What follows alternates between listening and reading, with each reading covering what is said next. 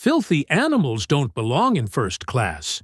Go back where you came from. The flight attendant didn't blink as she tipped the glass, sending a thick stream of red wine pouring straight down the front of Simone's blouse, the stain spreading fast while laughter cracked from the galley behind her.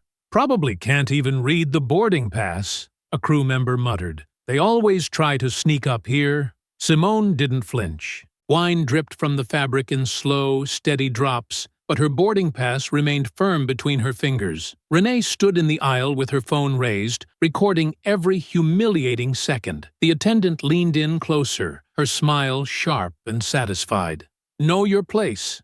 She had no idea the quiet woman she'd just called an animal had the authority to ground this aircraft instantly and decide exactly who would never fly again. Before continuing, comment where in the world you are watching from, and make sure to subscribe, because tomorrow's story is one you can't miss. The jet bridge stretched before Simone Hart like a long, fluorescent-lit tunnel.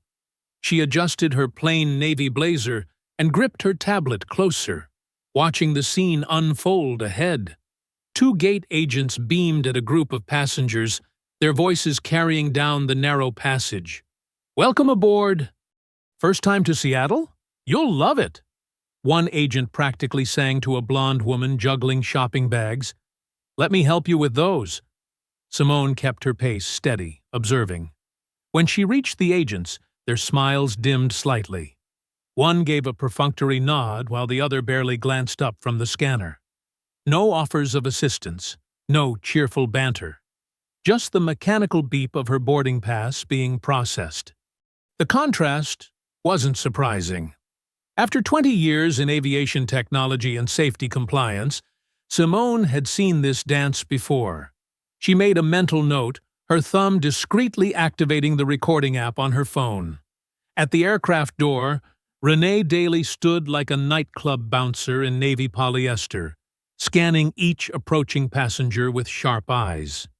Her perfectly arranged scarf and gleaming wings pin screamed senior flight attendant, but her stance said something else entirely. Power, control, selection. "Welcome aboard," Renee chirped to the shopping bag woman, then fell silent as Simone approached. No greeting, just a quick up-down glance that dismissed her designer carry-on and crisp white silk blouse in an instant. Simone moved past, cataloging details, badge positions, name tags, the way Ty Vance lounged in the forward galley, sharing some private joke with another crew member. His smirk followed her down the aisle. Captain Elena Rios's voice came over the speakers, professional and measured. "Flight attendants, please prepare for departure and cross-check." At least someone was focused on procedure. Simone found her seat in 12A, stowing her carry-on efficiently. She pulled out her tablet, opening a blank document. Timestamps, personnel positions, service cart locations, security camera angles, all the small things that built a complete operational picture. The pre-departure service began. Renee moved through first class with practiced grace, offering bottles of water with a flourish.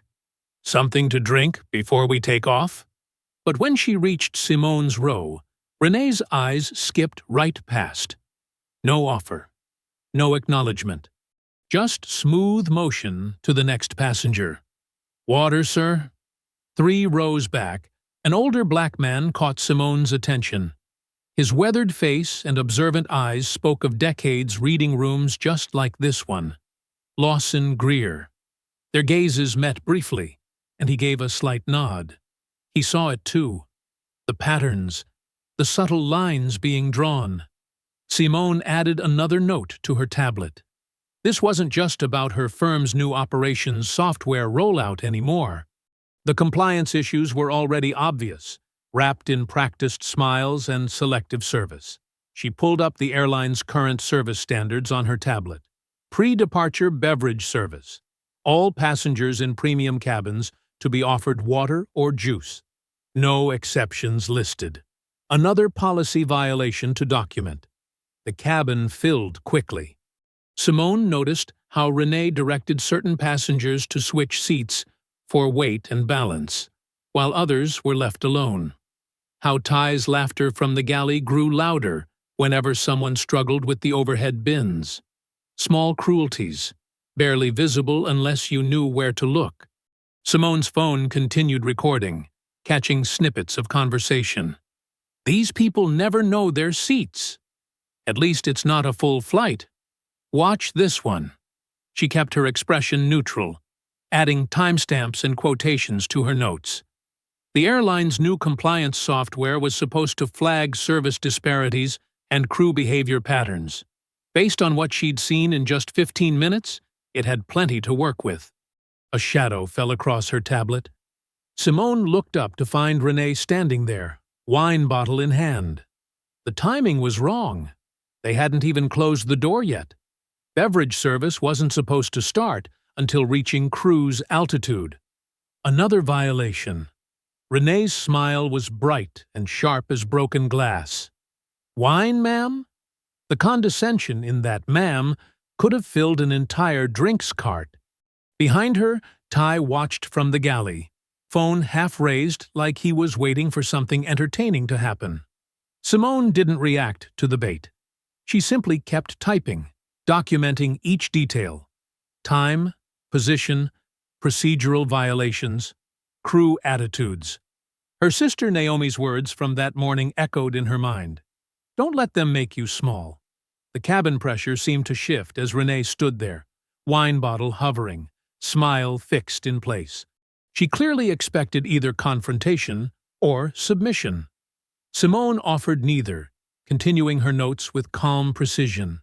Through the gallery window, the morning sun cast long shadows across the tarmac. Ground crew moved efficiently around the aircraft. Everything outside followed careful protocols and safety procedures. Inside, Simone watched those same procedures being casually discarded, replaced by something much uglier. The intercom crackled, Captain Rios requesting final cabin preparation. Renee's smile tightened fractionally, but she didn't move. The wine bottle tilted slightly, almost casually, above Simone's pristine white blouse. Renee Daly leaned over Simone's seat, the wine bottle hovering uncomfortably close. Other passengers squeezed past in the narrow aisle, but Renee didn't move back. She just kept pressing forward, crowding Simone's space with practiced intimidation.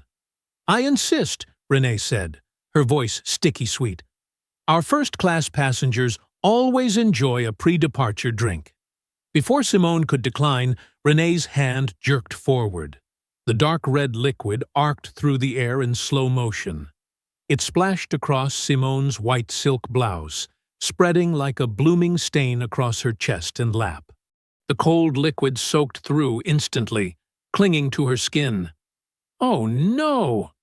Renee's gasp was theatrical, too loud to be genuine. What a terrible accident. From the galley, sharp laughter erupted. Ty Vance's distinctive bark led the chorus, joined by two other crew members. They didn't even try to hide their amusement, their faces bright with mean delight. "Look at that mess," Ty called out, phone raised slightly. "Gonna need more than a few napkins for that one." Simone remained still, her hands carefully placed on her armrests. She watched a drop of wine roll down her tablet screen, leaving a crimson trail. Her breath stayed measured, controlled. "Here, let me help."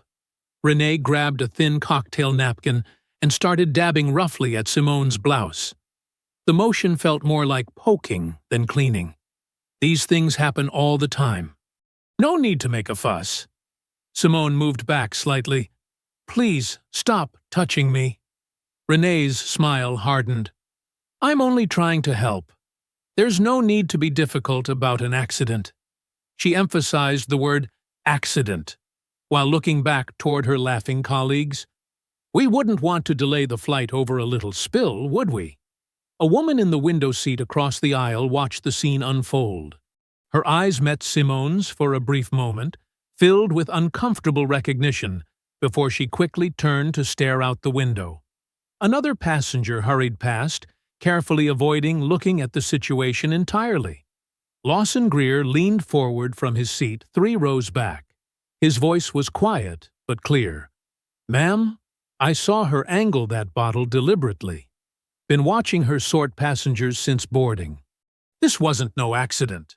"Sir, please stay out of this," Renee snapped, dropping the sugary tone. She turned back to Simone, voice rising. "Now, if you'll just let me finish cleaning you up." "I need paper towels," Simone stated calmly. "And I'd like to speak with the captain, please. Flight attendant, Renee Daly." She pronounced the name clearly, letting her phone's recording catch it. "That won't be necessary," Renee said quickly. "We're about to push back. We can't bother the captain over a spill. Everyone would be delayed." She reached for Simone's sleeve, pinching the wet silk between her fingers. "Just let me—" "Please, do not touch me again," Simone said, her voice level but firm. "I am formally requesting to speak with Captain Rios before departure, as is my right under Section 14.3 of your airline's passenger service commitment." Renee's practiced smile faltered for a moment. "There's no need to quote policies at me. I'm trying to help you." Her fingers tightened on Simone's sleeve, tugging like a child demanding attention. "Stop being so aggressive." Simone didn't raise her voice or pull away. She simply looked at where Renee was grabbing her clothes and said, "Please remove your hand from my person immediately." More laughter erupted from the galley. Ty's voice carried clearly. "Someone can't take a joke." Simone reached into her carry-on with deliberate calmness, pulling out a pack of tissues. She began dabbing at the wine stain methodically, her movements precise and unhurried. Her tablet lay on the tray table, screen still illuminated. Without looking up, she opened a new document and began typing. Flight 2317, Gate C4, time of incident, 8:47 a.m. FA Renee Daly, badge number 4601, lead FA Ty Vance, badge number 4872, physical contact initiated, 8:49 a.m. witness in 15C, Mr. Lawson Greer galley crew witnesses. Her fingers moved steadily across the screen, documenting every detail while the wine soaked deeper into her clothes. She noted the positions of security cameras, the names visible on crew badges, the exact words used. The laughter from the galley continued, but she didn't react. She just kept typing. The cabin buzzed with uncomfortable energy. Some passengers stared straight ahead, pretending not to notice. Others whispered behind their hands, shooting furtive glances at the scene. Through it all, Simone maintained her composure, adding timestamps and seat numbers to her growing report. Renee hovered nearby, her confident demeanor cracking slightly as she watched Simone document everything. The flight attendant's hands clenched around the empty wine bottle, knuckles white with tension. "You're making this into something it's not," Renee insisted, but her voice had lost some of its sugar coating. "It was just an accident." "Right, Ty?" "Total accident," Ty called back, still grinning. "Some people just love to cause problems." Simone continued typing, noting down their exact quotes with timestamps. She didn't engage with their provocations or show any reaction to their attempts to rattle her. She simply kept building her record, one precise detail at a time, while the red stain spread across her expensive blouse. The cabin hummed with uncomfortable silence. Simone Hart stood carefully in the aisle, trying to minimize the wine's spread across her clothes. Renee Daly planted herself directly in front of Simone, arms crossed, smile fixed in place like a mask. "Ma'am, you really need to return to your seat," Renee said, her voice dripping with artificial concern. "Standing here is a safety issue." "I'm preventing the wine from spreading further," Simone replied evenly. "I'll need paper towels and the incident report form." "Oh, we don't need forms for a simple accident." Renee's smile tightened. "I can bring you some club soda. That'll fix it right up." A young flight attendant trainee hovered nearby, watching the scene with wide eyes. Her name tag read Sarah. "Sarah," Simone said calmly, "could you please bring me the standard incident form? It should be in the manual under section 14.3. Before Sarah could move, Renee cut in. "That won't be necessary. Sarah, why don't you help prepare for departure instead?" Ty Vance emerged from the galley, his large frame filling the space. "What's the holdup here? We've got a schedule to keep. This passenger is being somewhat difficult about a small spill," Renee announced, loud enough for nearby seats to hear. Simone noticed several passengers shifting uncomfortably, some pulling out phones to record. "Perfect. Let them document." "Some people just look for a lawsuit," Ty said, his voice carrying deliberately through the cabin. "Probably planned it."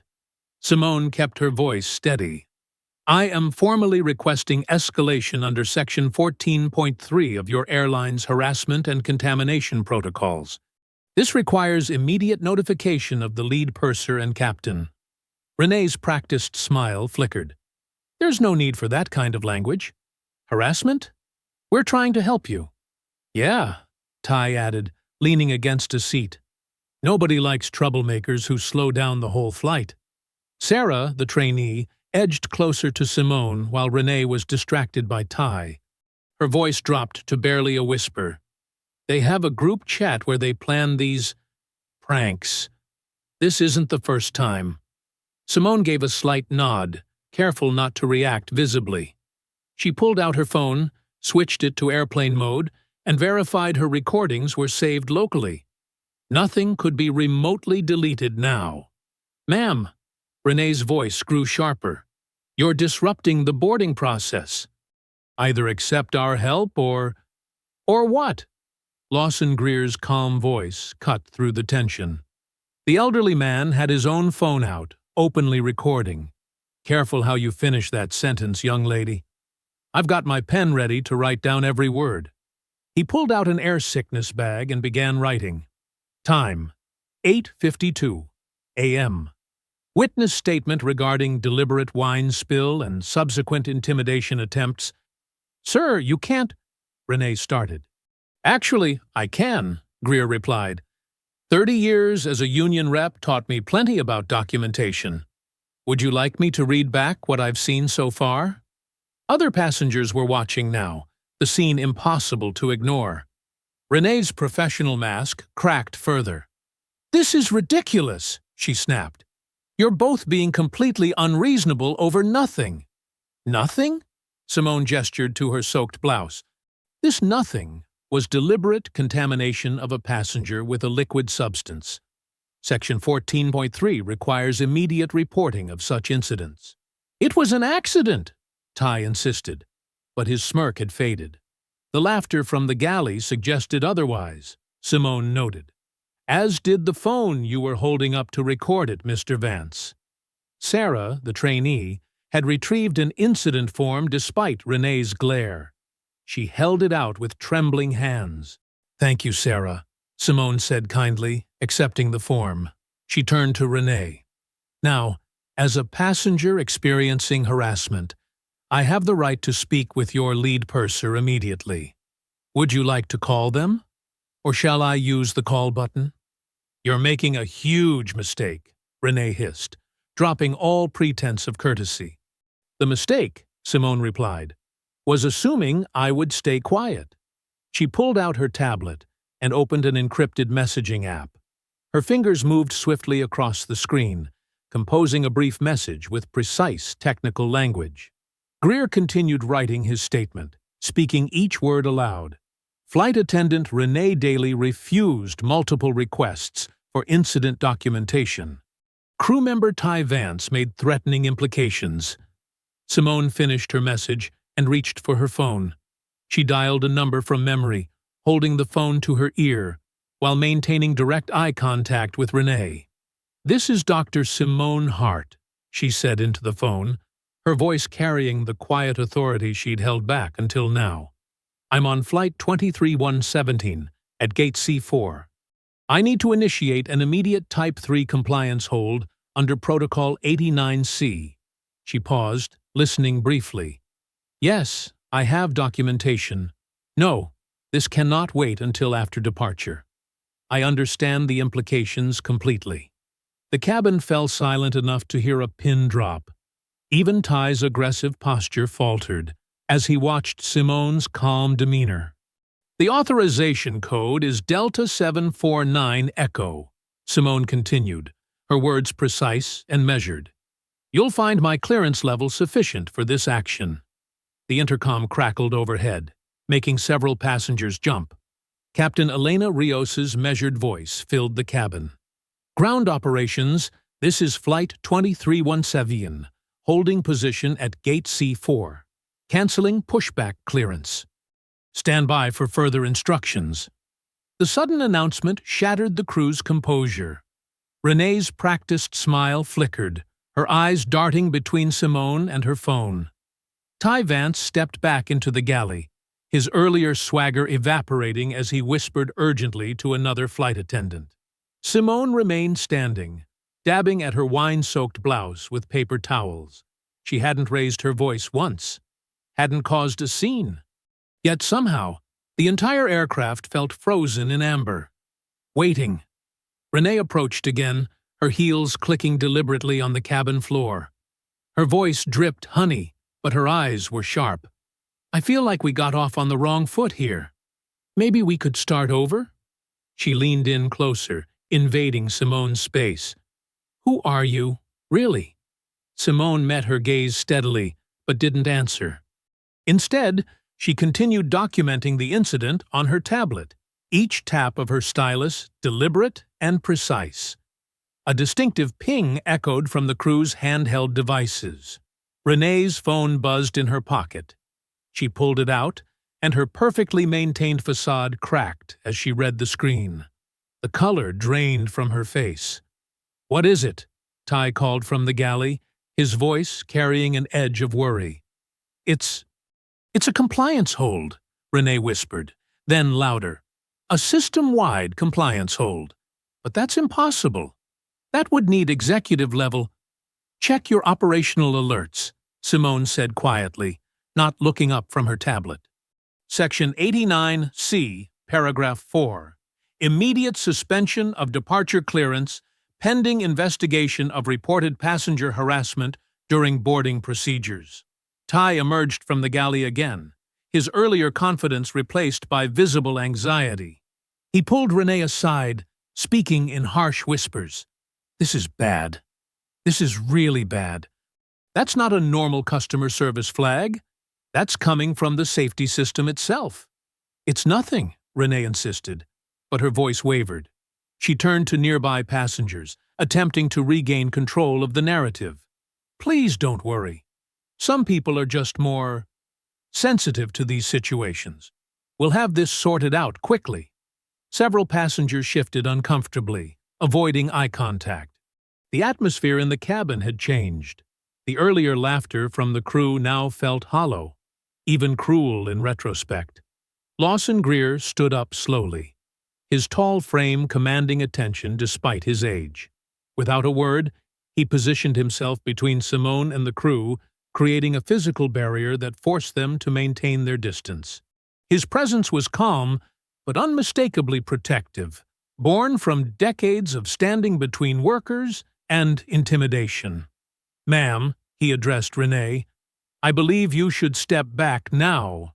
My witness statement already includes several attempts at intimidation. Would you like to add another?" The intercom crackled again. Captain Rios's voice had taken on a more formal tone.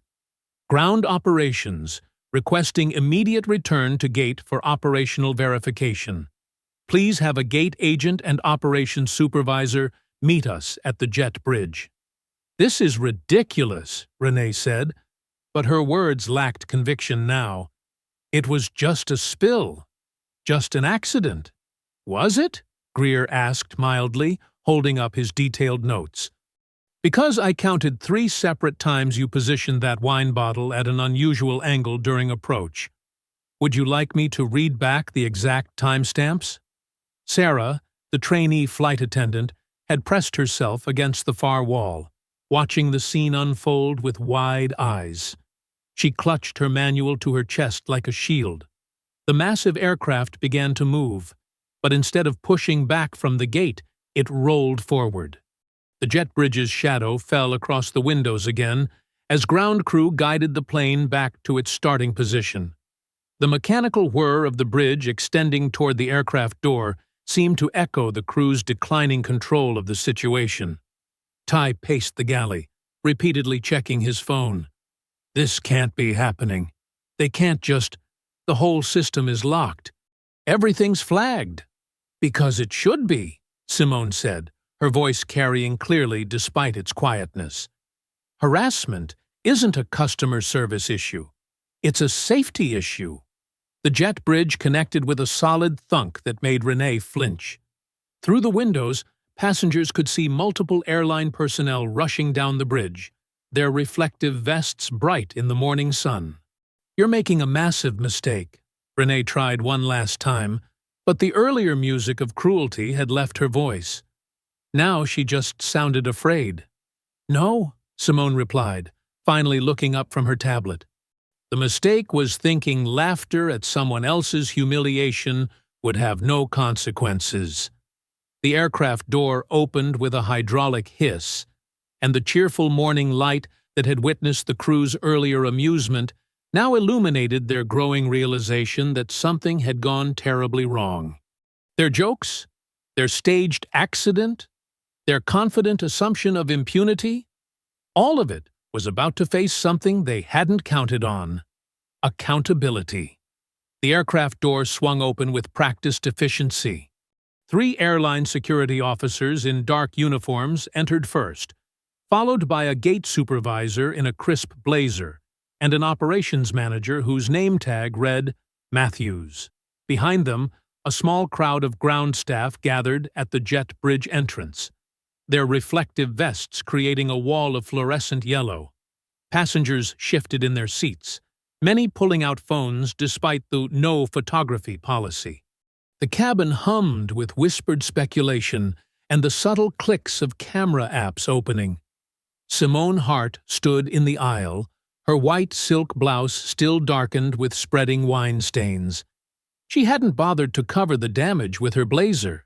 The evidence needed to be visible.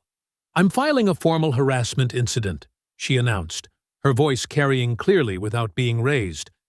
"I have witness statements, timestamps, and recorded evidence of intentional misconduct by crew members Renee Daly and Ty Vance."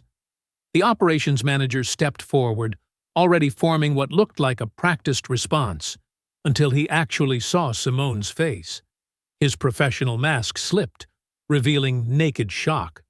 "Dr. Hart," he stammered. We weren't informed you were on this flight." "That was the point, Mr. Matthews," Simone replied. "My firm is conducting a compliance audit of your new safety protocols.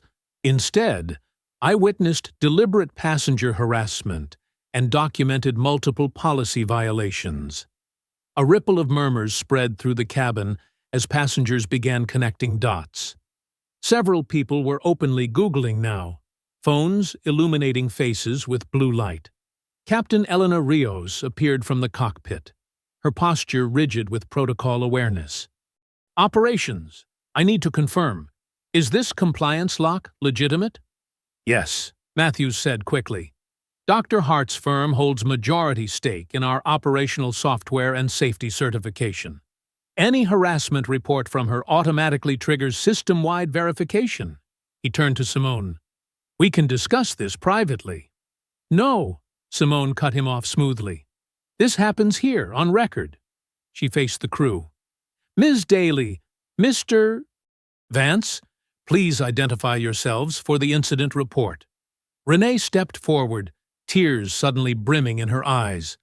Her voice wavered with practiced vulnerability. "This is all a terrible misunderstanding. I would never intentionally—" "Save the performance," Lawson Greer interrupted from his seat. "I've got 3 pages of notes on your deliberate positioning and timing, plus the laughter from your colleague there." He nodded toward Ty, who had pressed himself against the galley wall.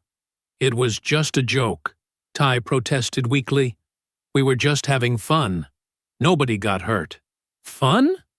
Simone's question landed like a stone in still water. You staged the humiliation of a passenger for entertainment. You created a hostile environment. You violated multiple safety and conduct policies. And you documented it all in your crew group chat. Renee's fake tears vanished. How did you— Your trainee has ethics, Simone stated. She showed me screenshots. She turned to Matthews. I want them removed from duty immediately, pending termination for documented misconduct. Now, hold on, Ty started, but Matthews was already nodding to security. Ms. Daly, Mr. Vance, surrender your badges and follow these officers. Any personal items can be retrieved from crew services later. You can't do this, Renee protested, her voice rising. We have union protection. The union protects workers' rights, Greer spoke up again. Not orchestrated harassment. I should know. I represented flight crews for 30 years. The security officers moved with quiet efficiency, positioning themselves around Renee and Ty. No handcuffs, no drama. Just the clear expectation of compliance. This is ridiculous, Renee tried one last time, looking around for support. But the other flight attendants stayed back, faces carefully blank. The passengers who had laughed earlier now studied their phones intently. Ty seemed to deflate, reality finally sinking in. He unpinned his wings and name badge, dropping them into an officer's outstretched hand. After a moment's hesitation, Renee did the same. The walk of shame was anticlimactic, but powerful. No shouting, no resistance, just two crew members being escorted onto the jet bridge while a plane full of passengers watched justice unfold in real time. Several people filmed despite the policy, unwilling to miss this rare moment of immediate accountability. Captain Rios conferred quietly with Matthews, likely discussing crew replacement protocols. The remaining flight attendants began distributing water bottles, a standard gesture during delays. A new figure burst through the jet bridge door, slightly out of breath. Her tailored suit and corporate ID badge screamed, "Damage control." "Dr. Hart," she said, smoothing her hair. "I'm Amanda Wells from Corporate Relations. If we could step into the terminal to discuss this privately." "No," Simone replied, just as calm as before. "Any discussion happens through proper channels, with my legal team present." "We value your partnership," Wells pressed on, lowering her voice. "Surely we can resolve this without—" "Without what?" Simone asked. "Without accountability? Without consequences? Without addressing the fact that your crew turned passenger harassment into entertainment?" Wells flinched at the word harassment being said so publicly, her eyes darting to the filming passengers. "Please, let's take this somewhere more appropriate." "This is exactly where it needs to be," Simone stated. "In full view, on record, with witnesses." She held up her tablet. "Just like your company's own compliance policies require." The airport conference room felt like an aquarium. All glass walls and filtered air, with curious eyes peering in from the terminal. Simone sat straight-backed in an ergonomic chair, wearing a crisp white blouse borrowed from Sarah. A gate agent who had whispered, "I'm so sorry," while handing it over. The stained silk lay carefully folded in a plastic bag, preserved as evidence. Mara Klein entered like a gentle breeze, her Hermes scarf floating behind her as she closed the door. Everything about her radiated practiced warmth, from her pearl earrings to her sympathetic smile. She carried a leather portfolio embossed with the airline's logo, placing it on the glass table with theatrical care. "Dr. Hart," Mara's voice dripped concern. "I can't express how disappointed we are about this unfortunate situation. May I get you anything? Water? Coffee?" "No, thank you," Simone replied evenly. "I prefer to proceed directly." Of course. Mara settled into her chair, arranging herself like someone staging a photograph. "We value you deeply as a partner and guest. This has clearly been a misunderstanding that spiraled out of control." "A misunderstanding?" Simone kept her tone neutral. "Please explain how deliberately pouring wine on a passenger qualifies as a misunderstanding." Mara's smile didn't waver. "Now, that's quite an accusation. We should be careful about assuming intent." She opened her portfolio, pulling out a stack of papers. "We have several options to help us move forward productively." She laid out documents one by one, like dealing cards. "First, we're prepared to offer generous compensation for any cleaning bills or replacement clothing. Additionally, we'd like to provide you with lifetime premium status and unlimited upgrade vouchers." "No," Simone said simply. Mara blinked, her rhythm disrupted. "I'm sorry. I'm not interested in compensation or vouchers. I want a formal investigation conducted by an independent party. I want all security footage preserved. And I want written accountability for what occurred." "Dr. Hart," Mara leaned forward, lowering her voice conspiratorially, "surely we can handle this more diplomatically. These demands would create unnecessary complications." "Unnecessary for whom?" Mara's smile tightened fractionally. She pulled another document from her folder. "Our initial incident report has already been filed. According to crew statements, there was unexpected turbulence during beverage service." "Turbulence?" Simone's eyebrows rose. "The aircraft was parked at the gate. It never moved." "Well, sometimes air pockets." "Ms. Klein," Simone interrupted, "are you actually suggesting that localized turbulence occurred only during the exact moment wine was being served, exclusively affecting my seat while the aircraft was stationary?" Mara's pleasant expression didn't crack. "We understand you may have perceived events differently in the heat of the moment. Emotions can color our memories. The tactic was familiar. Rewrite reality quickly, make the target doubt themselves, shame them into silence." Simone had seen it deployed against others countless times. She reached for her tablet. "I'd like Mr. Greer to join us now," she said, pressing the intercom button. "He's waiting outside." Mara's smile flickered. "That's not necessary." But Lawson Greer was already entering, his presence filling the room despite his careful movements. He nodded to Simone and took a seat. "Mr. Greer claims to have witnessed the incident," Mara said smoothly. "Though at his age, in a crowded cabin, it would be understandable if details were confused." "I may be old," Greer replied, "but my memory and eyesight work just fine. Would you like me to describe exactly how Ms. Daly positioned herself? Or should I start with Mr. Vance's commentary from the galley?" Simone opened a document on her tablet. "I'm submitting a formal evidence preservation request. I need names and positions of all staff present, including ground crew and gate agents." She looked up. "And I require Captain Rios's cockpit log." As if summoned, Elena Rios appeared at the conference room door, still in her uniform. She hesitated, conflict visible in her posture. "Captain," Mara said warmly, "we don't need to disturb you." "Actually," Simone interjected, "we do. Captain Rios, I need your official statement regarding aircraft position and conditions at the time of the incident." Elena's hands tightened on her hat. She looked between Simone and Mara, duty warring with self-preservation.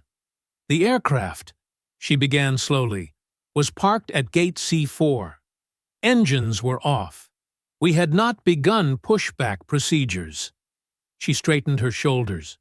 "There was no turbulence. That would have been physically impossible in those conditions."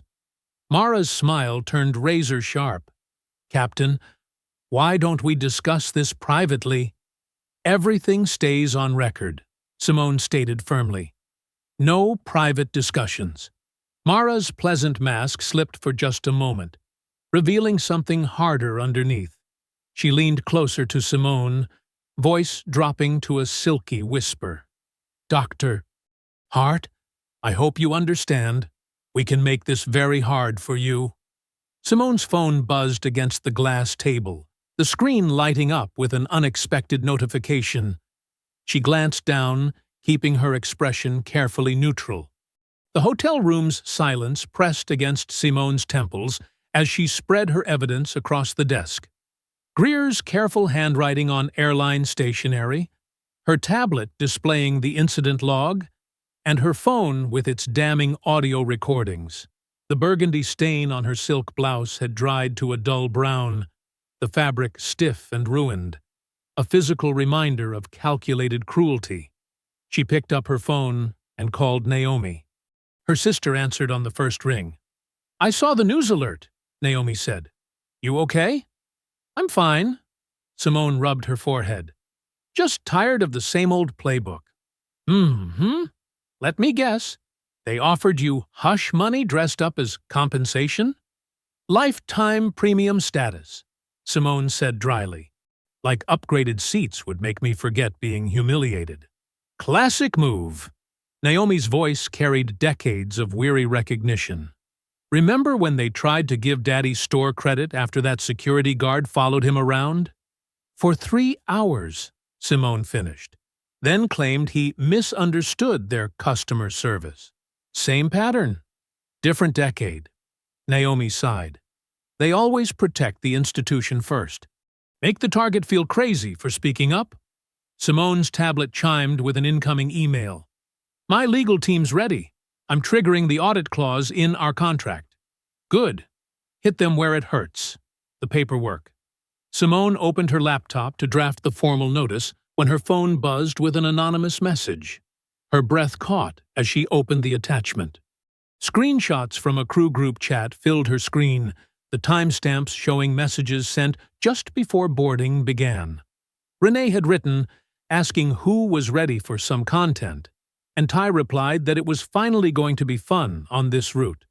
Renee then said she was thinking of painting someone's blouse today, to which Ty answered, telling her to make it count. Several messages had been deleted in between, but the thread resumed with Renee announcing she had found the perfect target and describing the passenger as looking stuck up, followed by Ty telling her to get the phone ready. Simone's hands were steady as she forwarded the screenshots to her digital forensics team. "Document everything," she wrote. "Preserve metadata. Verify authenticity." She opened a new document and began mapping the evidence chain. Which crew members had galley access, camera positions, potential recording angles. Her phone lit up with a text from Greer. Overheard crew member in terminal saying, "Delete the thread. Evidence at risk." Simone pulled up the airline's operations software documentation, her firm's product.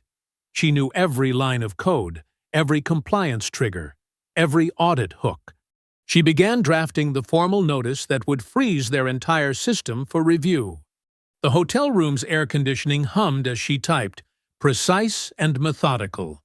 Pursuant to Section 7.3 of the Safety Systems Agreement, this notice triggers an immediate compliance audit based on documented harassment with suspected systematic concealment."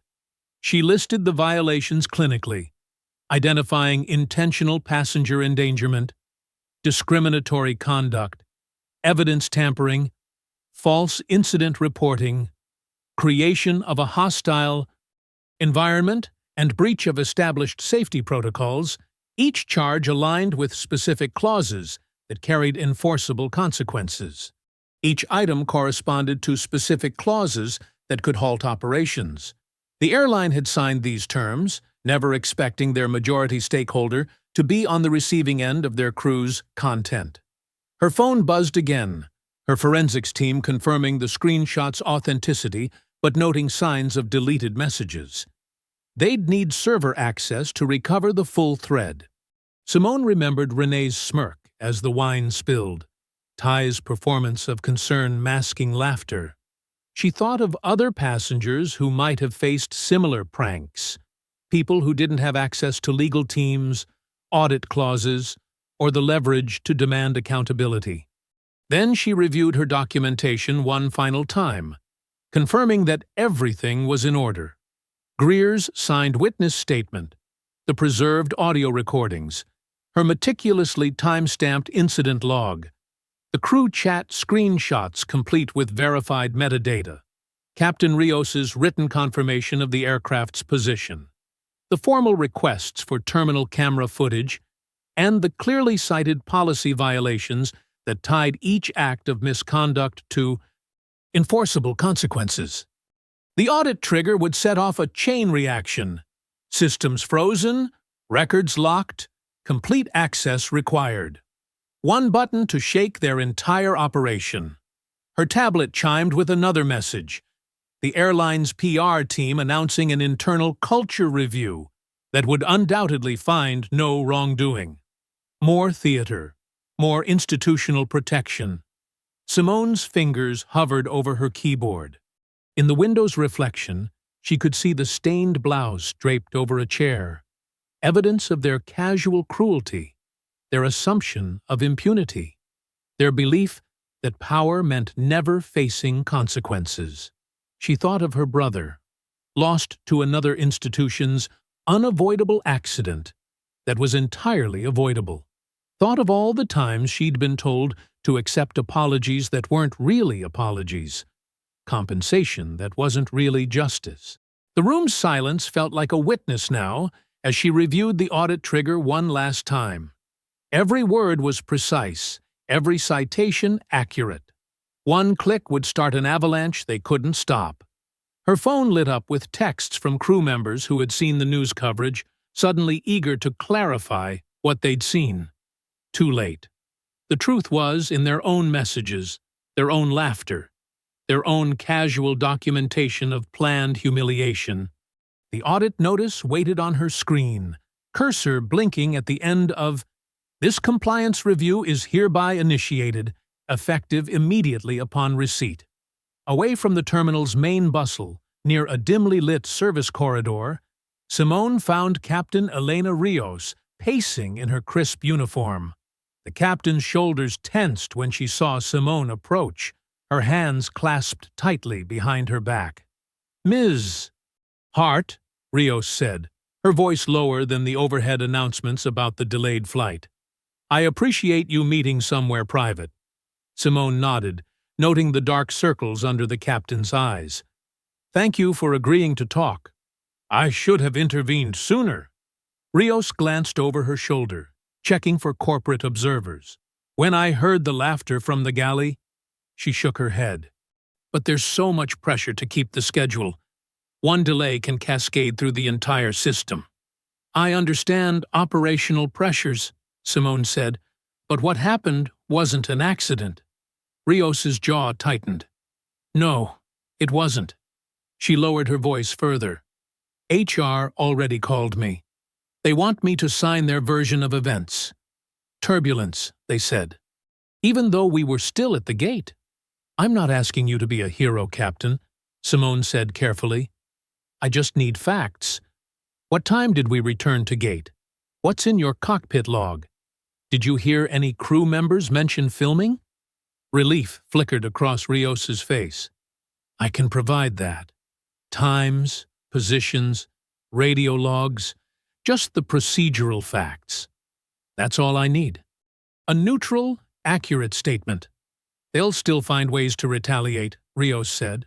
"They always do. Last month, another captain filed a maintenance concern. Suddenly his routes got worse, his layovers shorter." "Document everything," Simone advised. "Times, names, changes in treatment. My firm's legal team will need witnesses who followed proper channels."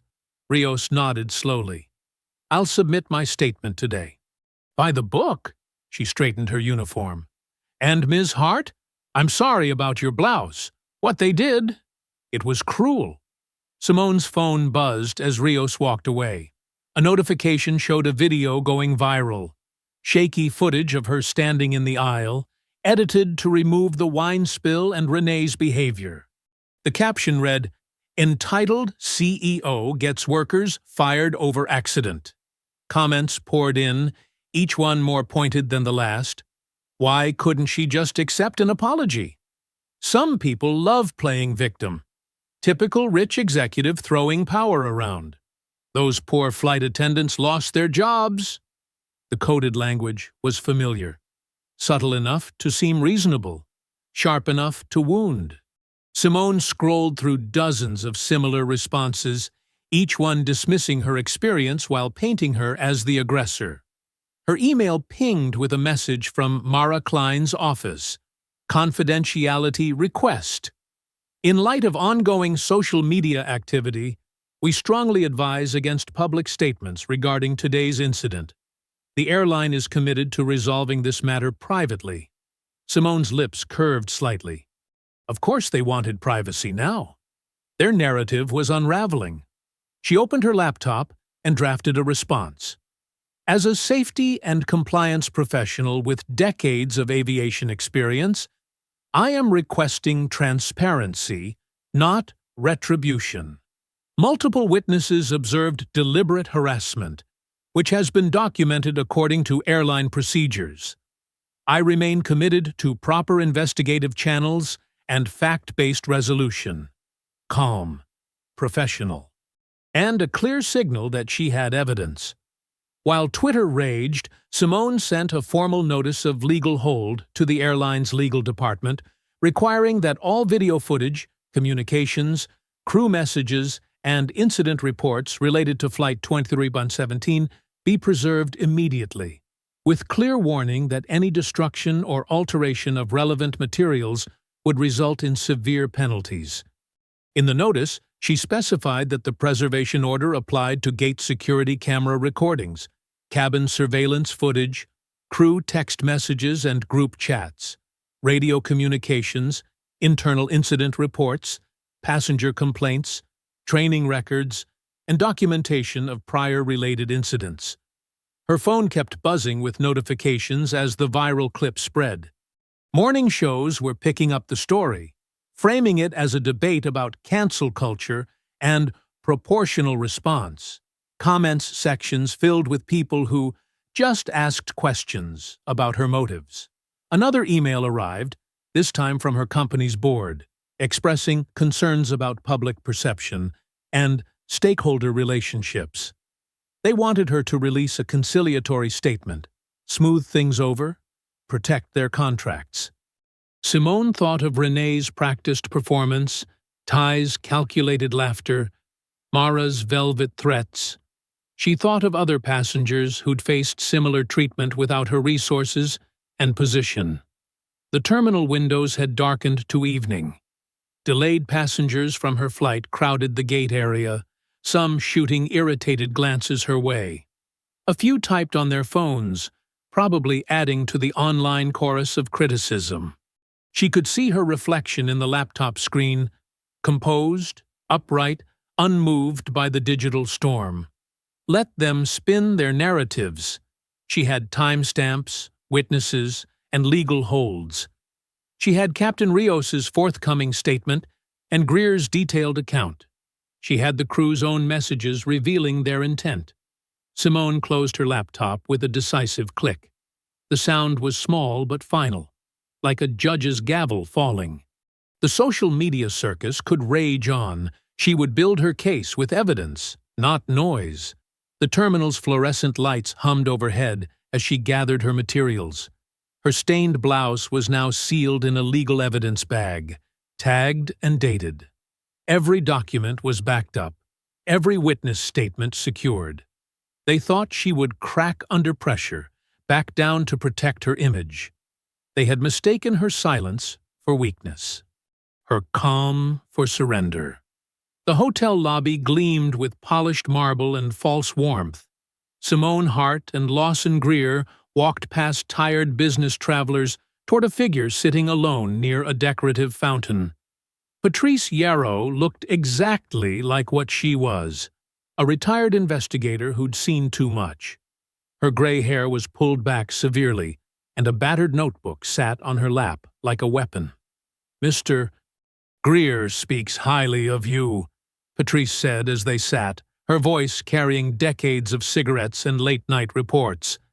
Says you're not interested in quick settlements. I want to understand how the system works, Simone replied. All of it.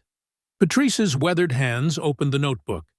Then let me show you how complaints disappear. She spread out pages dense with handwritten notes and highlighted sections of airline policy. It's not about deleting records anymore. That's amateur hour. The real trick is rerouting them. She pointed to a flowchart she'd drawn. Customer files a complaint about crew behavior. First, it gets tagged customer temperament issue instead of crew conduct. That moves it to a different queue entirely. Different department, different metrics, Greer added quietly. Exactly, Patrice continued. Then they mark it resolved through passenger relations without ever interviewing witnesses or crew. The complaint technically exists, but good luck finding it without knowing exactly where to look.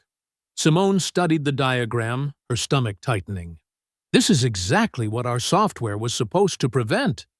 We built triggers, automated escalations, mandatory investigation protocols, all of which can be overridden by the right access levels, Patrice finished. Look here. She flipped to another page covered in employee IDs and dates. You're Renee Daly? Her name has come up before, 3 times in 18 months, but the complaints vanish behind quick settlements and strategic transfers between bases. The passengers took the money? Greer asked. Most do, Patrice said. They're tired, embarrassed, just want it to end. The airline knows this. They time their offers perfectly, right when the anger starts to fade and the exhaustion sets in. Simone pulled out her tablet. Show me the data flow. Who can access what? Which departments can relabel incidents? For the next hour, they mapped the airline's labyrinth of permissions and procedures. Patrice knew every backdoor, every administrative override.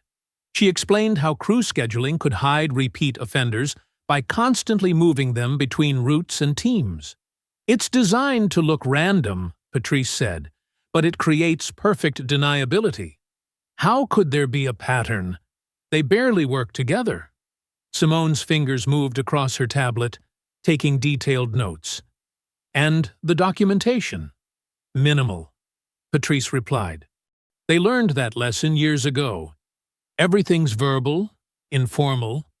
Let's discuss this offline. We'll handle it internally. The only paper trail is the settlement agreements. Greer leaned forward. I know 2 former flight attendants, good people, left within the past year after similar jokes from certain crews. They'd talk to you, tonight if you want. Better to get statements while everything's fresh. Simone nodded. Set it up. Secure video calls, recorded with permission. I want their timeline, names, dates, everything they remember. She turned to Patrice. My firm's software integrates with their entire operations stack. Every change leaves a trace. What was modified?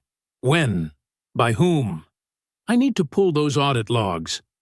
She called her lead developer, keeping her voice steady despite her growing anger.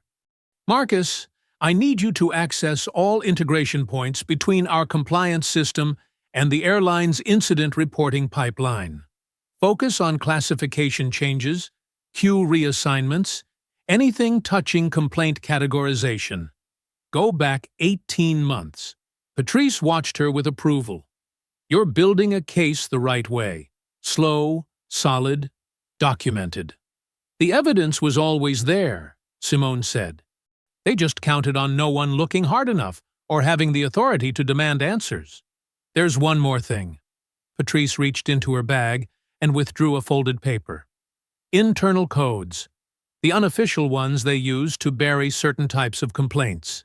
See these patterns? Simone scanned the list. Each entry was innocent-looking. CT for customer temperament, SR for service recovery, PI for passenger interaction. But the combinations told a different story. Certain codes appeared repeatedly with certain types of complaints, creating a shadow classification system. They're engineering discrimination, Simone said softly. building it into the process itself, making it invisible, Greer agreed, until someone knows exactly where to look. And how many complaints get coded this way? Simone asked. Patrice's expression hardened. Too many to be accidents. Look at the dates, the frequencies. This isn't a few bad actors. It's policy by another name. Simone's tablet chimed with preliminary data from her tech team. The numbers backed up Patrice's assessment. Complaint reclassifications spiked at specific times, through specific accounts, following specific patterns. They've been undermining our software's safeguards from the start, Simone realized. Every override, every rerouted complaint, it's all deliberate. And they'll say it's just procedure, Greer said. Just standard customer service practice. Standard practice designed to hide specific types of incidents, Patrice corrected. To protect specific people. To maintain specific power structures. The fountain burbled behind them, its white noise masking their conversation from other hotel guests. Simone looked at her tablet, at Patrice's notebooks, at the growing web of evidence. The discrimination wasn't random or personal.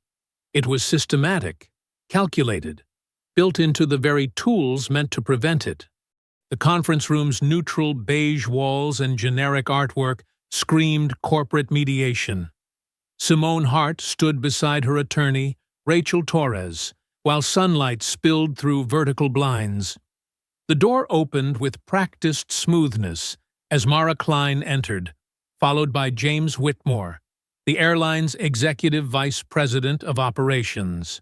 "Dr. Hart," Whitmore said, extending his hand, "we appreciate your willingness to meet informally."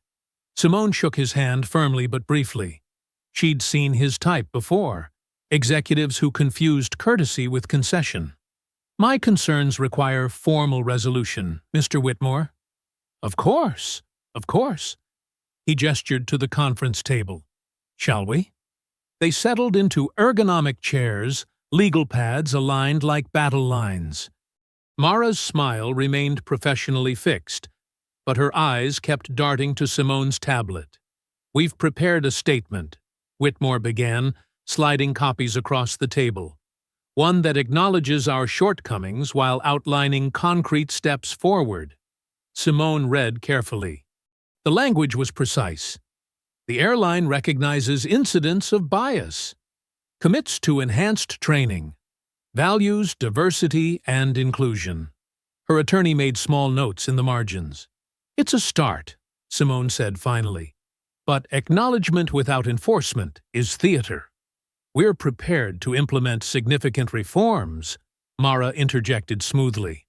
"A comprehensive review of our service culture." "Monitored by whom?" Simone's question cut through the corporate speak. "Who verifies compliance? Who protects whistleblowers? Where are the deadlines?" "Dr. Hart," Whitmore leaned forward, "we're offering transparency." "No," Simone corrected. "You're offering visibility. I want verification. Third-party monitoring of complaint processes. Protected reporting channels that can't be buried. Clear timelines for implementation, with penalties for missed deadlines." Rachel Torres pulled out a document of their own. "We've drafted a preliminary compliance framework, one that respects both operational needs and accountability requirements." Mara's smile flickered as she scanned the document. "This is quite detailed." "It has to be," Simone replied. "Vague commitments enable vague results." The next hour dissolved into careful negotiation. Simone watched Whitmore and Mara exchange subtle glances as specific terms were discussed. Independent auditors, mandatory reporting thresholds, protection for employees who spoke up. Finally, Mara uncapped her pen. "With these revisions, I believe we can move forward as partners in progress." She signed the preliminary agreement with a flourish. Whitmore nodded approvingly. "This demonstrates our commitment to real change, Dr. Hart. We look forward to working together." Simone maintained her composure, but relief flickered through her chest. Perhaps the system could be reformed from within, after all. That relief lasted exactly 27 minutes. Her phone buzzed as she walked through the terminal. A news alert from the airline's PR feed. She opened it and felt ice spread through her veins. The airline's public statement bore little resemblance to what they'd just signed. An unfortunate service mishap had been unnecessarily escalated. They regretted that a valued customer had leveraged financial influence to interfere with operations. Her phone buzzed again. The board chairman. "Simone, our stock dropped 3 points on rumors of contract instability," he said without preamble. "Institutional investors are nervous. The airline is actively undermining. They're a major client. This needs to de-escalate immediately." His tone hardened. "Find a way to end this quietly." She ended the call and opened her encrypted messaging app. No new contact from the anonymous leaker who'd sent the crew chat screenshots. Just silence. Her phone rang again. Greer. "They got to Jessica," he said grimly.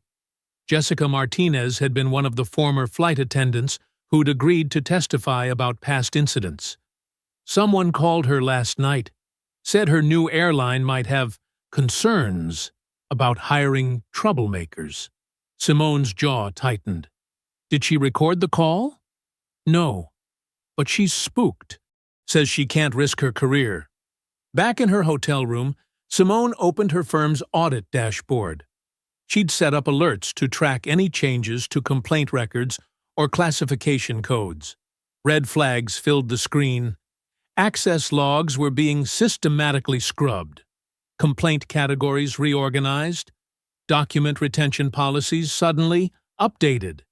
Someone with high-level credentials was methodically erasing the digital trail. She watched in real time as timestamps vanished and file permissions changed. The institution was closing ranks, using its full weight to bury evidence and protect itself. Her tablet chimed with another news alert. A source close to the situation suggested she was pursuing a personal vendetta and damaging labor relations. The false summit had crumbled completely. This wasn't just about a wine stain or a cruel crew anymore. The entire machine was moving to crush her, using its most potent weapons: bureaucracy, deniability, and the slow assassination of truth. Simone stood at her hotel window, watching planes taxi through the gathering dusk. They'd expected her to accept a settlement and go away quietly. When that failed, they'd pretended to negotiate. Now they were showing their real power, the ability to rewrite reality itself. The screen of her tablet continued to flash with alerts as more records disappeared into the institutional void. A soft knock echoed through Simone's hotel room at 11:42 p.m. Through the peephole, Captain Elena Rios stood in civilian clothes, her uniform jacket draped over her arm. Her shoulders were tight with exhaustion, but her stance held purpose. Simone opened the door. "Captain Rios." "Dr. Hart." Elena's voice was quiet but firm. "May I come in?" Simone gestured to the small sitting area where her laptop and tablets created a makeshift command center.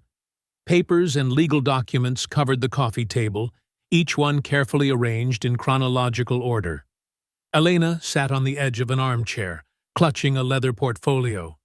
"They called me into a meeting this afternoon. Corporate wanted me to—" She paused, choosing her words. "To keep it simple in my incident report." "Simple how?" Simone asked, though she already knew. "They handed me a pre-written statement. Said it would streamline the process." Elena's fingers tightened on the portfolio. It mentioned moderate turbulence during boarding. Claimed the spill was unavoidable. "But there was no turbulence," Simone stated. "No." Elena opened the portfolio and removed several papers. "Here's my actual cockpit log. Weather was clear, wind at 3 knots. We were parked at the gate with the bridge attached. The cabin was still in boarding configuration. Seatbelt signs off. Galley carts supposed to be secured. Simone accepted the documents, noting the official timestamps and Elena's signature. They asked you to lie. They suggested I minimize complications. Elena's jaw tightened. I've spent 23 years building a safety record. I won't tarnish it now. This puts you at risk, Simone observed. Maybe, but I had a flight instructor who said something I never forgot. In aviation, truth isn't optional. Lives depend on honest reporting. Elena met Simone's eyes. The same applies here. Different kind of safety. Same principle. Simone carefully added the log to her evidence file. Thank you, Captain. There's more. Elena lowered her voice. I overheard Marcus Reeves, one of our security supervisors, talking about body cam footage from the jet bridge. Corporates trying to classify it as restricted under some internal policy. But it exists. Simone immediately reached for her phone, sending a rapid text to her attorney. We'll update the evidence preservation order to include security contractors and gate operations. They'll fight it, Elena warned. They'll try. Simone's phone buzzed, her sister Naomi calling. Excuse me, I need to take this. Of course, Elena stood. I should go before anyone notices I'm here. Captain? Simone covered the phone's microphone. Why did you really come forward? Elena paused at the door. Because I've watched too many incidents get buried. Sometimes being professional means being honest, even when it costs you. After Elena left, Simone answered Naomi's call. Hey, sis.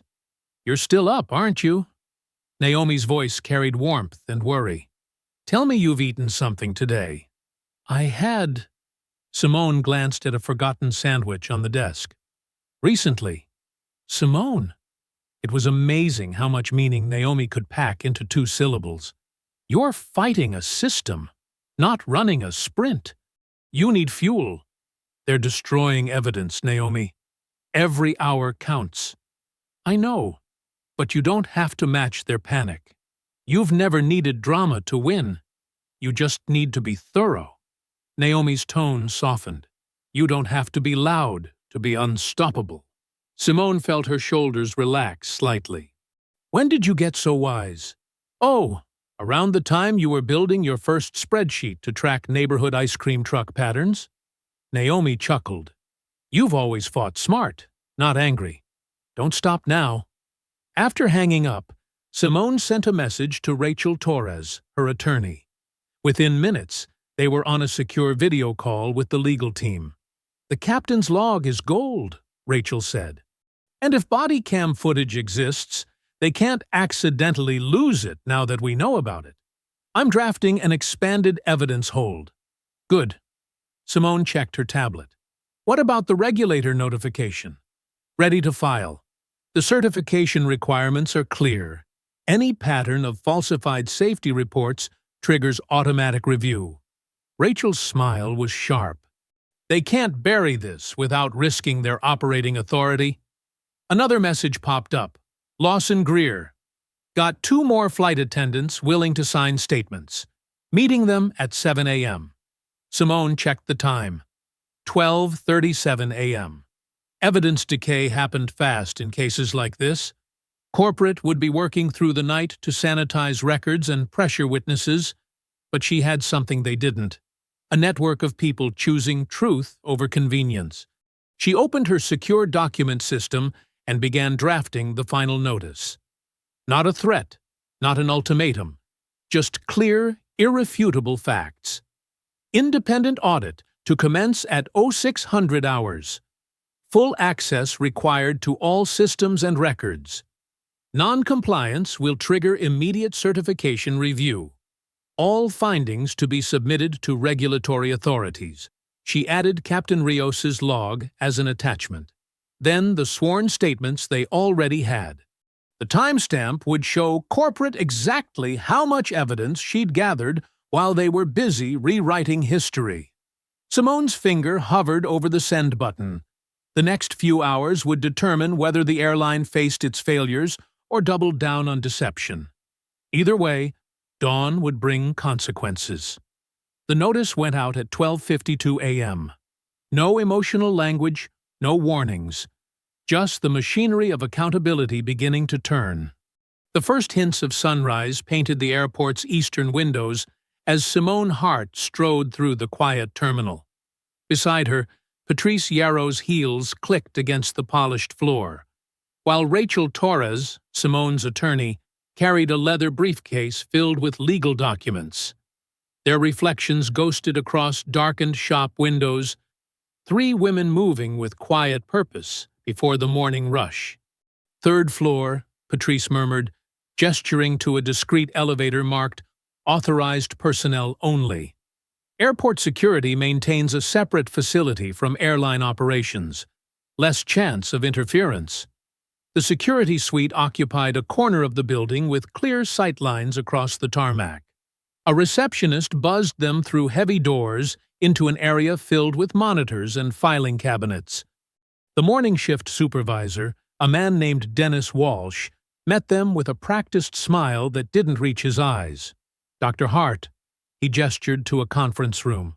"We received your request regarding footage from yesterday's incident, but I'm afraid there may be some difficulty accessing those files at present." Simone settled into a chair, keeping her expression neutral. "Difficulty?" "Technical issues with our archive system." Walsh spread his hands. "And of course, there are privacy protocols to consider when Section 17.3 of your contractor agreement requires retention of all security footage for 90 days, Simone interrupted calmly. Subsection B specifically covers incidents involving passenger safety or crew conduct. Rachel opened her briefcase and removed a document. "I have the relevant clauses here, including the spoliation penalties that apply if evidence is altered or destroyed." Walsh's smile tightened. "No one's destroying anything, but these processes take time." The footage was accessed at 11:42 p.m. last night from Terminal SCS-7 in this facility, Simone stated, checking her tablet. "Our system logs show the file hash changed 8 minutes later, suggesting attempted modification." Patrice leaned forward, studying a form on Walsh's desk. Her eyes narrowed at a notation in the corner. HC7, pending review. "That's an internal code," she said quietly. "It means hold for PR clearance. They're waiting for the airline to approve release." Walsh's face flushed. "Ms. Yarrow, you no longer have authorization to—" "Chain of custody," Simone cut in. "We need the access logs and raw file hash from initial capture. Now. Or we can discuss willful evidence tampering with the FAA," Rachel added, pulling out another form. "I have their direct line." A knock at the door made Walsh jump. Lawson Greer entered with a younger woman in a crisp blazer, Janelle Pierce, former flight attendant. Her expression was nervous, but determined. "Sorry we're early," Greer said. "But Ms. Pierce's statement might be relevant to this discussion." Janelle stepped forward. "I worked with Renee Daly for 3 years. This wasn't the first time she's done something like this." Walsh held up his hands. "We're discussing security footage, not crew complaints." "She filmed it," Janelle continued. "She always films it. That's part of the game. Getting reaction shots of passengers she humiliates. She shares them in private crew groups, laughs about it later." Rachel already had a recorder running. "Ms. Pierce, would you be willing to make that statement under oath?" "Yes." Janelle's voice steadied. "I have screenshots saved from when I reported her last year. Nothing happened then. But I'm not staying quiet anymore." Simone turned back to Walsh, who had grown increasingly pale. "The unaltered footage, now. Or we begin immediate proceedings for breach of contract and evidence tampering." Walsh's resistance crumbled. He typed rapidly at his computer, then picked up his phone. "Send Miller up with a secure drive. Full transfer, no redactions." He looked at Simone. "We'll release to third-party escrow, as requested." "But this isn't standard procedure." "Neither is modifying evidence," Simone replied evenly. 10 minutes later, a tech arrived with an encrypted drive. They watched as he transferred the raw files, verifying hash values matched the original capture. Rachel documented each step, while Patrice took detailed notes. Finally, the footage began to play on the conference room's secure monitor. The camera angle showed the jet bridge clearly, including the aircraft door and forward cabin area. The timestamp matched Simone's incident log exactly. They watched Renee Daly position herself, wine bottle tilted at an unnatural angle. Behind her, Ty Vance shifted to get a better view, phone held low and casual, but recording. The spill itself was deliberate, practiced. Red wine splashed across Simone's white silk blouse, while crew members smirked in the background. The audio was crisp, Renee's fake gasp, Ty's barely suppressed laughter, and the distinct sound of a phone camera clicking. Most damning was a whispered exchange caught by the bridge camera's sensitive microphone. "Got it?" "Perfect shot." "Wait till the group sees this one." Simone watched her past self remain calm on screen, dabbing at the spreading stain while Renee performed concern for her audience. The contrast between the flight attendant's sugary words and her satisfied expression was stark. "Stop there," Rachel instructed the tech. "We'll need certified copies and verification of the audio transcript." Walsh nodded quickly, eager to conclude the interaction. "We'll have everything prepared within the hour, including access logs and modification attempts," Simone reminded him. "Yes, of course." He wiped his forehead with a handkerchief. "Will there be anything else?" Simone studied the frozen image on the screen. The moment of impact. Wine spreading across white silk, while phones recorded her humiliation for entertainment. She thought of other passengers who might have faced similar treatment, their dignity sacrificed for crew amusement. Simone's hotel suite transformed into a tactical command center as afternoon light filtered through the windows. Her tech lead, Marcus Wong, had commandeered the dining table, spreading 3 laptops across its surface. Rachel Torres arranged legal documents with military precision, while Patrice Yarrow pinned timeline notes to a makeshift evidence board created from hotel notepaper. "All right, let's overlay everything," Simone directed, standing at the center of their operation. "Start with the security footage timestamps." Captain Rios's voice came clearly through the speakerphone. "I'm sending the cockpit communications log now. It confirms no turbulence reports within 2 hours of the incident." Marcus typed rapidly, pulling up multiple windows. "I've got the system audit trails here. Watch this." He projected his screen onto the suite's wall-mounted TV. "These are normal complaint routing patterns from last month. Colored lines showed clear paths through various departments. But 3 weeks ago," he advanced the timeline. "See how the paths change?" Patrice moved closer to the screen. "They're all feeding into customer relations now. Nothing goes to independent review." "Exactly," Marcus confirmed. "Someone modified the reporting module to remove the automatic escalation flag for harassment complaints. That's a Class 2 change.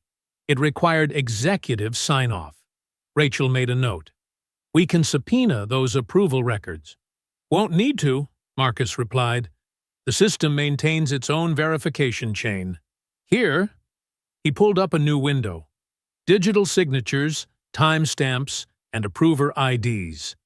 3 levels of management had to authorize this change." Simone studied the data. "When did they implement the modification?" 2 days after the new diversity campaign launched," Patrice noted dryly. "Interesting timing." Greer, who had been quietly reviewing witness statements, looked up. "Janelle Pierce wasn't the only one who tried reporting Renee Daly. I've got 3 more former crew members willing to go on record about similar incidents." "Document everything," Simone instructed. "No accusations, no emotional language. Just facts, dates, times, witnesses, and evidence chain." Rachel nodded. "I'm preparing the certification challenge. Once filed, they have 48 hours to submit to external review or risk losing operational compliance. A sharp knock at the door interrupted them. Marcus quickly minimized his screens as Simone answered it. Mara Klein stood in the hallway, holding a thick envelope. "Dr. Hart, may we speak privately?" "Anything you need to say can be said here," Simone replied, leaving the door open. Mara's practiced smile flickered. "We're prepared to offer a significantly enhanced settlement. 7 figures, plus a mutual non-disparagement agreement that protects both parties' interests." "You mean silence both parties," Simone corrected. "This situation has become unnecessarily adversarial," Mara pressed. "We're offering a clean resolution that compensates you generously while avoiding prolonged conflict." "I'm not interested in compensation," Simone stated. "I want systemic changes that protect future passengers and employees from harassment." "Dr. Hart, surely we can find a reasonable compromise? Like modifying the reporting system to bury complaints?" Simone asked quietly. "That kind of compromise?" Mara's smile vanished. "I don't know what you're implying." "We have the modification logs, Ms. Klein, with executive approvals." Simone held her gaze. "Would you like to see them?" Without waiting for a response, she turned to Greer. "Make that call to the journalist now." Greer pulled out his phone. "Sarah Reeves? She's solid. Focuses on institutional accountability, not sensationalism. Known for fact-checking everything thoroughly." Mara took a step forward. "Any disclosure of internal systems would violate. Federal whistleblower protections supersede NDAs when public safety is involved," Rachel interrupted, not looking up from her documents. "As your legal department well knows." Simone returned to the evidence board. "You can go now, Ms. Klein. We'll proceed through official channels."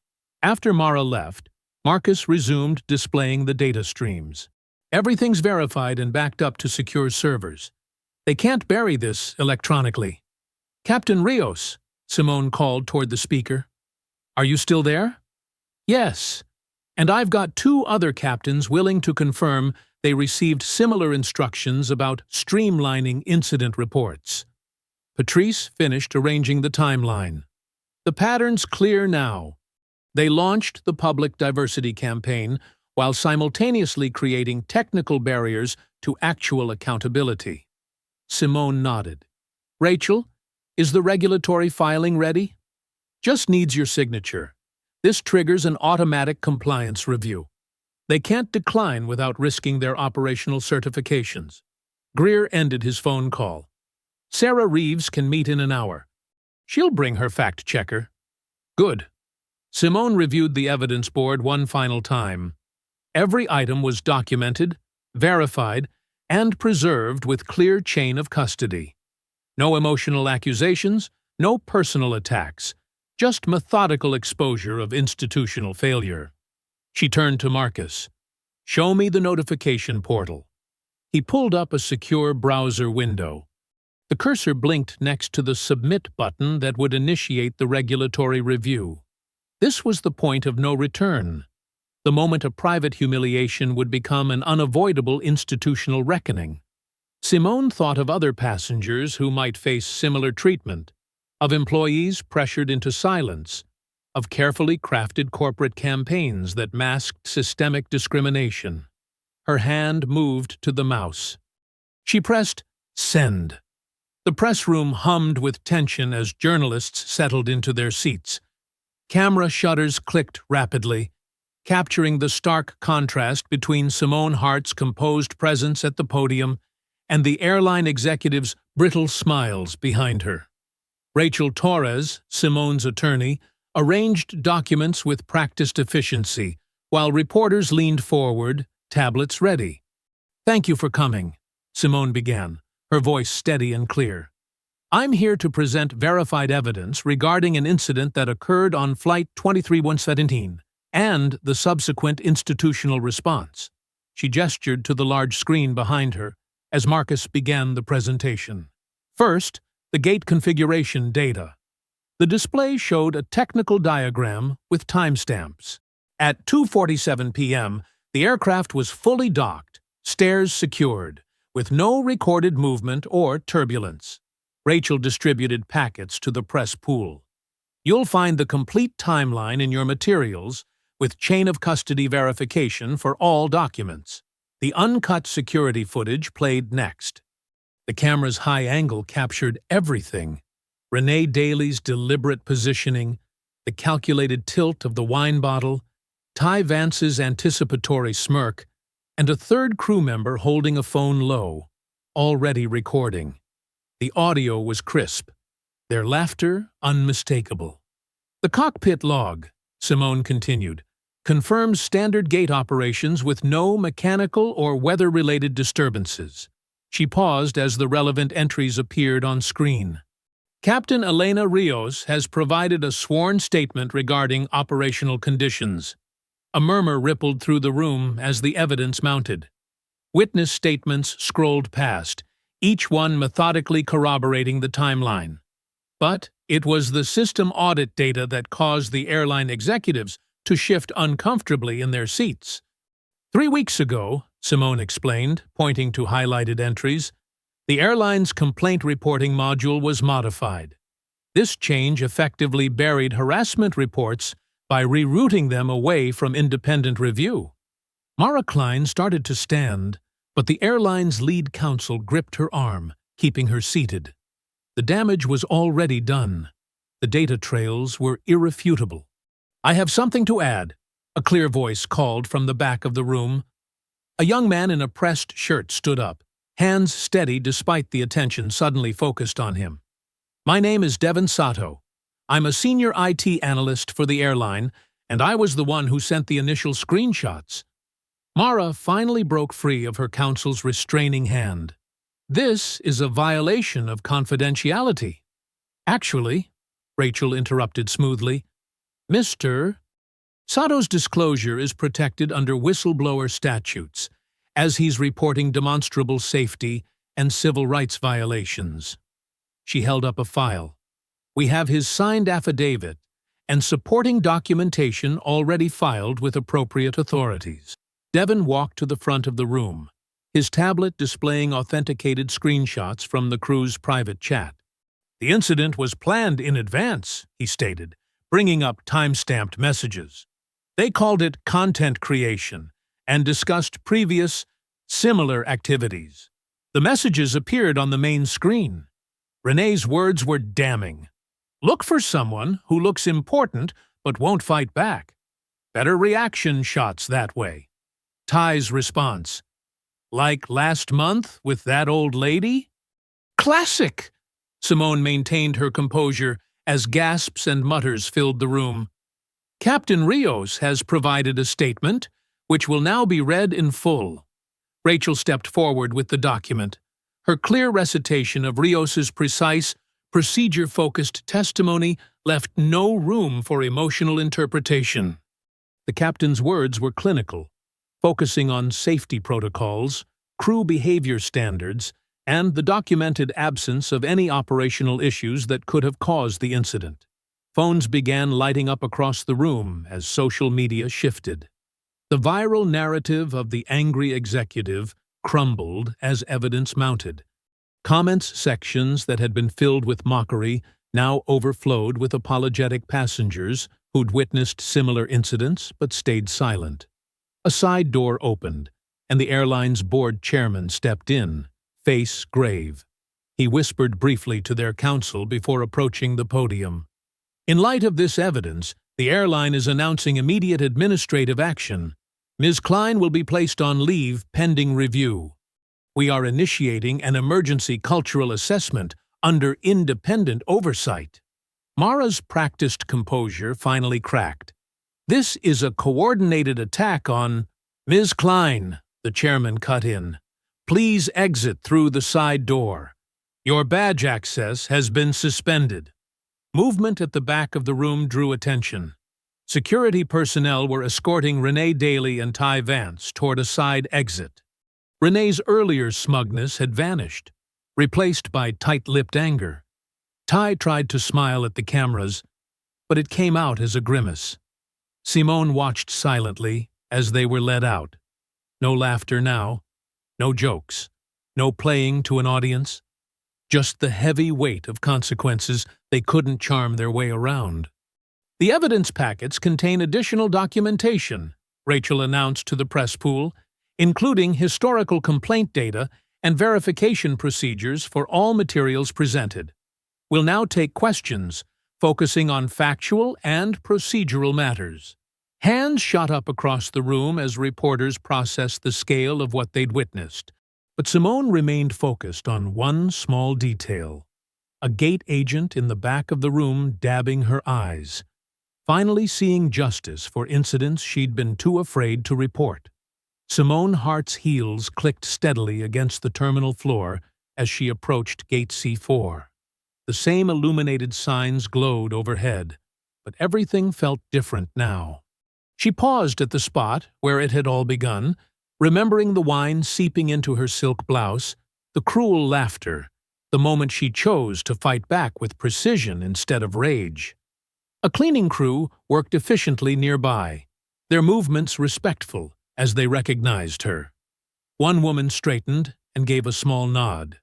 News traveled fast in airports, and today's press conference had changed more than just policies.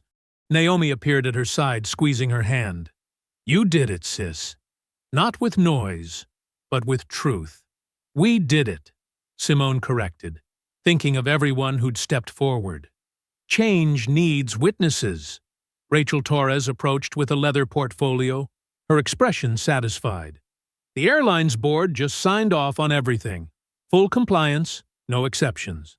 She opened the folder, revealing documents with fresh signatures. Third-party monitoring begins next week. The protected complaint pipeline goes live in 72 hours. And look, she pointed to a specific clause.